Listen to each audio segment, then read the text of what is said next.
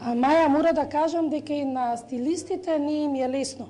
Има жени кои имаат желби, но не им одговара фризурата или шминката што ја посакуваат за новогодишната ноќ.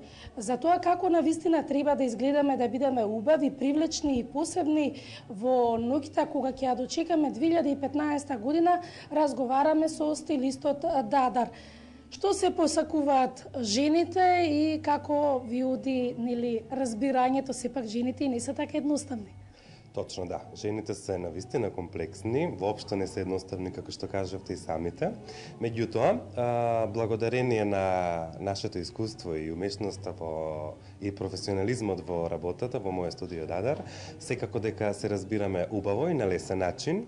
Најчесто желбите кои што се замислени некој стил и целта за овој дочек на новата година, секако се лесно се реализираат. Има и помалку, да кажем, необични барања, меѓутоа во претходна консултација со фризерите и со мене, секако наоѓаме некаков компромис, се наоѓаме на средина и кога професионалец ке ве среди, едноставно мора да биде добар резултатот и мора да се бенди за клиентот и секако не треба премногу да се бега од стилот, треба да бидат сепак да изгледаат на себе, да се во некое посвежо и подобро издание, но секако да не скршнуваат премногу од она што се тие во секојдневието.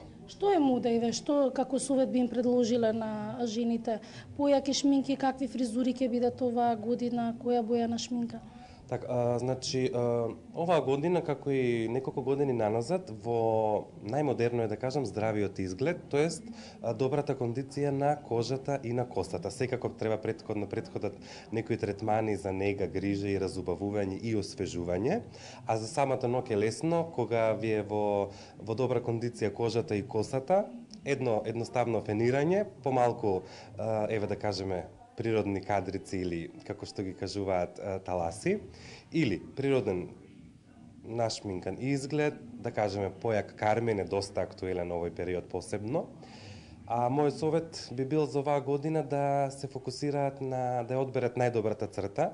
Пример, ако некоја девојка има навистина убави очи, да ги истакне, а се друго да биде во втор план. Или доколку некоја девојка има по-волуменозна уста, да ја истакне, да се држи до најдобрата црта од лицето, сосема малку свежо руменило, неколку слоја маскара и секако добра пудра која што ќе го фиксира сето тоа и ќе овозможи долготрајност во текот на целата вечер.